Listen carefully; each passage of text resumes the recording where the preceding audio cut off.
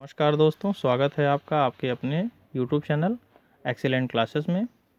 आज हम UP board कक्षा 10 के लिए मैथ की क्लास में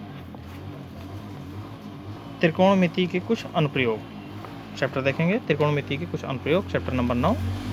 इसमें देखेंगे ऊंचाई और दूरी। ऊंचाई किसे कहते हैं, दूरी किसे कहते हैं। पिछले चैप्टर में आपने पढ़ा है, एक समकोण त्रिभुज होता है। समकोण त्रिभुज देख लीजिए ए बी सी, जिसमें कोण भी समकोण है।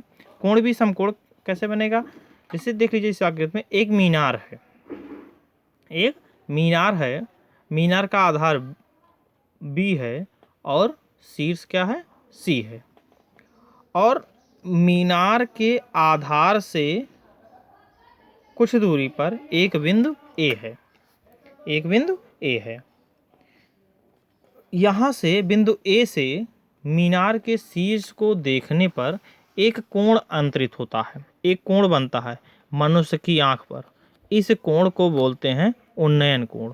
उन्नयन कोण किसे कहते हैं, या चलिए अभी थोड़ा वो आगे की चीज़ है, पहले यहाँ देख लीजिए। तो इसको मिलाएंगे तो देखिएगा एक त्रिभुज बन गया, समकोण त्रिभुज बन गया ए बी सी। और ये मीनार जो है क्या है, क्षैतिज खड़ी है धरातल पे।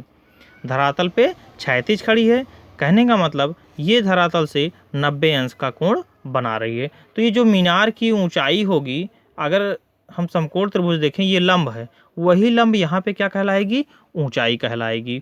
और मीनार से उस बिंदु की दूरी, जैसे इस मीनार का आधार बी है, इससे बिंदु ए जहाँ से मीनार के शिखर को देखा जा रहा है, इस दूरी को आधार बोलेंगे या क्षैतिज दूरी बोलेंगे इसको। और यहाँ से मनुष्य की आंख से या प्रेक्षक की आंख से मीनार को मिलाने वाली एक काल्पनिक रेखा क्या कहलाएगी, दृष्टि रेखा कहलाएगी। ठीक ना। अब आता है ऊंचाई दूरी में बात उन्नयन कोण और अवनमन कोण की। उन्नयन कोण किसे कहते हैं, जब प्रेषक या कह सकते हैं आदमी नीचे हो और वस्तु ऊपर हो। जैसे यहाँ पे देखिएगा, मीनार के शीर्ष को बिंदु ए से एक व्यक्ति देख रहा है। देखिएगा यहाँ छोटा सा एक व्यक्ति बना है, व्यक्ति जो है वो मीनार के शीर्ष को देख रहा है। तो व्यक्ति की आंख से या प्रेषक की आंख से मीनार के शीर्ष को मिलाने वाली रेखा तथा क्षैतिज समतल के समांतर रेखाओं के द्वारा बना कोण ही क्या कहलाएगा, उन्नयन कोण कहलाएगा। अच्छा, अवनमन कोण देख लीजिएगा। अवनमन कोण किसे कहते हैं, सपोज कीजिएगा किसी मीनार पर या किसी छत पर कोई प्रेषक खड़ा है और वो जमीन पर कोई गाड़ी जा रही है, कोई वस्तु रखी है, उसको देख रहा है। तो प्रेषक की आंख से उस वस्तु को मिलाने वाली रेखा, जिसे कहेंगे दृष्टि रेखा, तथा क्षैतिज समतल के समांतर रेखाओं के मध्य बने कोण को हम अवनमन कोण कहते हैं। कहने का मतलब है, जब प्रेषक ऊपर हो, वस्तु नीचे हो, तो प्रेषक के आंख पे बने कोण को अवनमन कोण कहते हैं। अब हम देखेंगे प्रश्नावली 9.1। एक बात यहाँ से ध्यान दीजिएगा बच्चों, कि ऊंचाई और दूरी में 90 अंश का कोण बनता है, हमेशा समकोण त्रिभुज होगा। और मोस्टली साइन और कॉस का कम उपयोग होता है, मोस्टली टैन का उपयोग ज़्यादा होता है। त्रिकोणमितीय अनुपात टैन का उपयोग ज़्यादा होता है। ये नहीं कह सकते हम कि साइन और कॉस का उपयोग नहीं होता है, लेकिन टैन का मोस्टली ज़्यादा होता है।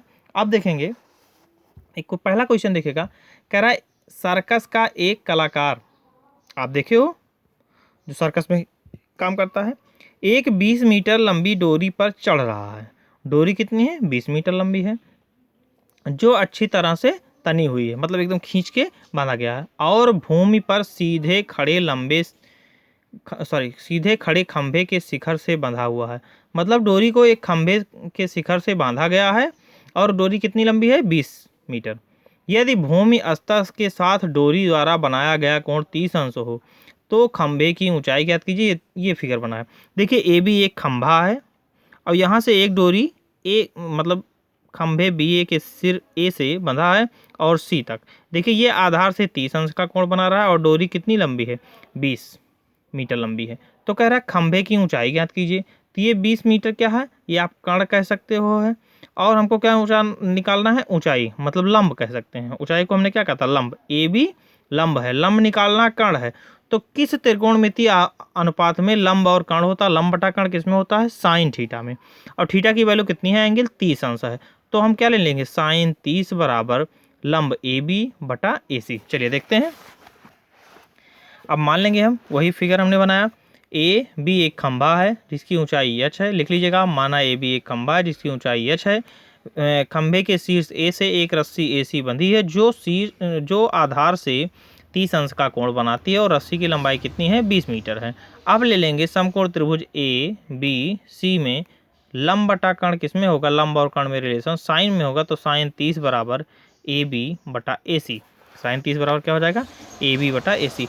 ए बी की वैल्यू कितनी दी है? नहीं दिया है, h है। और ए सी की वैल्यू कितनी है? 20 है, h बटे 20। और साइन 30 की वैल्यू आपको पता है, हमने टेबल बनवाया था पिछले क्लास में, 1/2 है। तो h बटा 1/2 बराबर h बटा 20। तो h बराबर क्या हो जाएगा? 20 इधर भाग है तो इधर जाएगा गुणा हो जाएगा, तो 20/2। तो 20/2 काटेंगे इसको, 10 मीटर आ गया। तो कहने का मतलब खंभे की ऊंचाई कितनी आई? 10 मीटर आई। अगला क्वेश्चन है, कह रहा आंधी आने से एक पेड़ टूट जाता है। मान लीजिए कोई पेड़ है लंबा सा, ये देखिएगा, हमने मान लिया एक पेड़ है ए बी एक पेड़ है। आगे बढ़ते हैं, क्वेश्चन में क्या कह रहा है? आंधी आने से एक पेड़ टूट जाता है। तो हमने माना, ये देखिएगा फिगर में, सी से ये पेड़ टूट जाता है। मतलब पेड़ ये पूरा खड़ा है, सी से ये टूटा तो टूटेगा। ध्यान दीजिएगा, ए बी पेड़ है, मान लीजिए सी से टूटा, पेड़ कहीं से टूटेगा ऊपर से, ऐसे टूटने के बाद पेड़ ऐसे गिरेगा आपका आके, ये जमीन से लगेगा, मतलब ये जहाँ से टूटेगा। और ये जमीन से लगने के बाद कितने अंश का कोण बना रहा है? 30 अंश का। वही कह रहा है, आंधी आने से एक पेड़ टूट जाता है और टूटा हुआ भाग इस तरह मुड़ जाता है, जब हमने दिखाया एग्जाम्पल में, कि पेड़ का शिखर मतलब शीर्ष जमीन को छूने लगता है और इसके साथ 30 अंश का कोण बनाता है। पेड़ के पाद बिंदु की दूरी जहां पेड़ के शिखर जमीन को छूता है 8 मीटर है। देखिए, पेड़ का पाद मतलब पैर, पेड़ का पैर क्या है? बी है। और ये शीर्ष जहां आके छूता है वो कौन सा बिंदु है? डी। यहां से इसकी दूरी कह रहा है 8 मीटर है। तो पेड़ की ऊंचाई ज्ञात कीजिए। तो पेड़ की ऊंचाई मतलब हमको ए बी निकालना है। लेकिन अब देखिएगा, पेड़ कहाँ से टूटा? सी से टूटा, और ए सी वाला भाग आके कहाँ पे मिला? डी पे मिला। मतलब शीर्ष ए जाके कहाँ पे मिला? फिर से देख लीजिएगा, ये देखिए ए सी वाला भाग है, ये टूटा और ऐसे आके ये आपका मिला। कहाँ पे मिला? धरातल पे, ये डी पे मिला। और कितने अंश का कोण बना रहा है? 30 अंश का। तो पहले हम मानेंगे, माना पेड़ ए बी है जो बिंदु सी से टूटा। देखिए हमने लिखा ना, माना पेड़ ए बी है जो सी से टूट कर जमीन पर बिंदु डी पर मिलता है, जो जमीन से 30 अंश का कोण बनाता है। और हम मान लिया, माना पेड़ धरातल से h ऊंचाई से टूटा, मतलब BC की लंबाई कितनी है? h। अब देखिए समकोण त्रिभुज बन गया, कौन कौन सा? डी बी सी में। देखो, लंब और आधार किस में होता है? tan में होता है। तो और कितना एंगल बना रहा है? 30 अंश। तो tan 30 बराबर BC बटा BD। BC कितनी है? h बटा 8, h बटा 8। आगे बढ़ते हैं, तो 1/√3 बराबर h बटा 8, या कह सकते हो h बटा 8 बराबर 1/√3। तो h बराबर क्या हो जाएगा? 8 यहाँ गुणा हो जाएगा। तो h बराबर कितना हो गया? 8/√3। अब आगे बढ़ते हैं। अब देखिएगा, अगर हम इसकी लंबाई निकाल लें, देखिए लंब मिल गया, कर्ण मिल गया, सॉरी लंब मिल गया और आधार मिल गया, कर्ण निकाल लें तो यही लंबाई है, इसके बराबर नहीं, यही तो टूट के आया। और फिर इसको जोड़ देंगे। अब कर्ण निकालिए। समकोण त्रिभुज किसमें? डी बी सी में कर्ण का वर्ग क्या? डी सी का वर्ग बराबर क्या हो जाएगा? बी सी का वर्ग धन डी बी का वर्ग, बी डी के वर्ग। तो देखो ये कितना है? ये आया है हमारा, सी बी आया है 8/√3। तो 8/√3 का वर्ग धन ये कितना है? 8 का वर्ग। 8 का वर्ग 64/√3 का वर्ग 3 हो गया, धन 8 का वर्ग 64। 64 कॉमन ले लीजिए, 1/3 धन 1, 1/3 धन 3 ही करने, 3 1 4, 4/3। 64 गुणे 4/3 बराबर 256/3। क्या आया? डी सी का वर्ग बराबर। तो डी सी बराबर कितना हो जाएगा? √256/3। आगे देखिएगा, 256 किसका वर्ग है? 16 का वर्ग है। और नीचे कितना हो जाएगा? √3। तो डीसी कितना आ गया हमारा? ये देखिए, यही तो है डीसी। यही डीसी क्या है? एसी है, एसी के बराबर है। तो पेड़ की ऊंचाई कितनी हो जाएगी? पेड़ क्या है? ए बी की ऊंचाई कितनी हो जाएगी? एसी धन सी बी। चलिए अब देखिए, एसी धन सी बी। एसी निकाले हमने 16/√3, धन सी बी निकाला 8/√3। हर बराबर है तो 16 8 24/√3। √3 से ऊपर नीचे गुणा करोगे, √3 गुणे √3 हो गया, ऊपर 24 √3 हो गया, 3 से कटे 3 24, 8√3। ये आपका आंसर होगा क्या, पूरे पेड़ की ऊंचाई। यहाँ पे विशेष ध्यान दीजिएगा, क्वेश्चन बहुत इंपॉर्टेंट है। अगला क्वेश्चन देखते हैं हम। कह रहा है एक ठेकेदार बच्चों को खेलने के लिए एक पार्क में 2 फिसलन पट्टी लगाना चाहता है। फिसलन पट्टी ऐसे होती है, ऐसे, ठीक ना, सब लोग देखे हैं, सब लोग खेले होंगे इस पर। 5 वर्ष के से कम उम्र के बच्चों के लिए एक ऐसी फिसलन पट्टी लगाना चाहता है जिसका शिखर कितना हो, 1.5 मीटर ऊंचाई पर। मतलब जो 5 साल तक के बच्चे हैं उनके लिए छोटा बनाना चाहता है और भूमि से 30 अंश का कोण झुकाव हो, जबकि इससे अधिक उम्र के बच्चों के लिए वह 3 मीटर की ऊंचाई पर एक अधिक ढाल की फिसलन लगाना चाहता है जिसका कोण कितना हो, 60 अंश हो। तो प्रत्येक स्थिति में फिसलन पट्टी की लंबाई क्या होगी, मतलब कितना लंबा वो फिसलन पट्टी बनाए। तो 2 फिसलन पट्टी बना रहा है, एक कितने मीटर का, 1.5 मीटर ऊंचाई और दूसरा 3 मीटर ऊंचाई। तो देखिए पहला हमने मान लिया ए बी एक फिसलन पट्टी है, लिख लीजिएगा। 5 वर्ष से कम बच्चों के लिए कितना ऊंचा है, 1.5, और ये जमीन से कितना अंश का कोण बना रहा है, 30 अंश का। हमने मान लिया इस फिसलन पट्टी की लंबाई कितनी है, x मीटर। चलिए तब त्रिभुज ले लीजिए ए बी सी में लंब और आधार किस में होगा, tan में होगा। tan 30 बराबर 1.5 बटे x, tan 30 बराबर 1.5 बटे x। चलिए tan 30 की वैल्यू आपको पता है, 1/√3 बराबर 1.5 बटे x। x यहाँ गुणा हो जाएगा, √3 का यहाँ गुणा हो जाएगा, तो कितना आ गया, 1.5 √3 मीटर। ये किसका है, जो 5 साल तक के कम बच्चों के लिए। अच्छा उसके बाद 5 साल से बड़े बच्चों के लिए बना रहा है, तो कितने मीटर बना रहा है, सॉरी 3 मीटर ऊंचा ये डी बना रहा है। मान लीजिए इस, और ये पृथ्वी से कितने अंश का कोण बना रहा है, 60 अंश का। मान लीजिए इसकी दूरी कितनी है, या इसकी लंबाई कह सकते हो कितनी है, y मीटर है, तो इसमें भी tan 60 बराबर 3/y। तो tan 60 बराबर 3/y।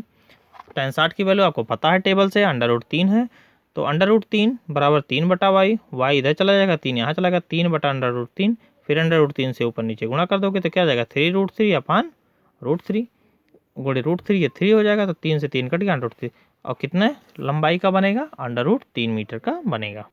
अब देखिएगा आगे का क्वेश्चन मैं 2-3 समझा दे रहा हूँ, आप इसी तरीके से लगाइएगा, इजी है अगला क्वेश्चन। कह रहा भूमि के एक बिंदु से जो मीनार के पाद से 30 मीटर दूरी पे है, इसी में समझ लीजिए एक मीनार का पाद है, इसके पाद से कितने मीटर दूरी पर कह रहा है, 30 मीटर। यहाँ से इसकी दूरी 30 मीटर है। मीनार के शिखर का उन्नयन कोण कितना है, यहाँ से 30 अंश है, तो कह रहा है मीनार की ऊंचाई, तो यही मीनार की ऊंचाई निकालनी है। हम मान लेंगे मीनार की ऊंचाई h है, ये दूरी कितना दिया 30 है, और एंगल कितना है 30 है, तो tan 30 बराबर h बटे 30। tan 30 की वैल्यू रख दीजिएगा 1/√3, सॉल्व कर दीजिएगा, मीनार की ऊंचाई आ जाएगी, कोई दिक्कत। चलिए आगे बढ़ते हैं। 5वां, भूमि से 60 मीटर की ऊंचाई पर एक पतंग उड़ रहा है। मतलब कहने का मतलब यहाँ एक पतंग उड़ रहा है, ठीक ना, जिसकी ऊंचाई भूमि से क्षैतिज ऊर्ध्वाधर ऊंचाई कितनी है, 60 मीटर। पतंग की लगी डोर को अस्थायी रूप से भूमि के एक बिंदु से बांध दिया गया। तो पतंग उड़ेगा तो ऐसे उड़ेगा, एक एग्जांपल दिया है यहाँ पे पतंग वाला, हम दिखा रहे हैं आपको।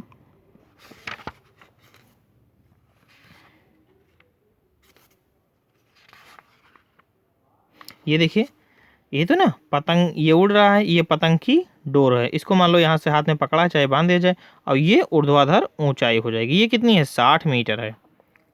चलिए आगे बढ़ते हैं, अब क्वेश्चन पे आ जाएंगे। पतंग की लगी डोर को अस्थायी रूप से भूमि के एक बिंदु से बांधा जाता है यदि भूमि के साथ डोरी का झुकाव कितना हो, 60 अंश। मतलब ये झुकाव कितना हो, 60 अंश, और ऊंचाई कितनी थी, 60। तो डोरी की लंबाई ज्ञात कीजिए। तो ये दिया है कितना, आधार दिया है, सॉरी ऊंचाई दिया है 60, और ये डोरी का मतलब क्या हो गया, कर्ण हो गया। तो लंब और कर्ण किस में होता है, साइन में होता है। तो साइन 60 बराबर 60 बटे, इसको यश मान लो या एक्स मान लो, कुछ भी मान लो, सॉल्व कर दीजिएगा, आपको आ जाएगा। इस तरह से इस चैप्टर में आप क्वेश्चन लगाएंगे, 10 क्वेश्चन तक आज आप सॉल्व करेंगे, 10 क्वेश्चन तक सॉल्व करेंगे, 10 क्वेश्चन तक हम आज देखेंगे। इसके आगे फिर अगले क्लास में आपको बताएंगे। धन्यवाद दोस्तों, चैनल को सब्सक्राइब ज़रूर कीजिए अगर आपको अच्छा लगे, और बेल आइकन ज़रूर दबाइएगा ताकि कोई भी नया टॉपिक आए वो आपको पहले मिल जाए। धन्यवाद।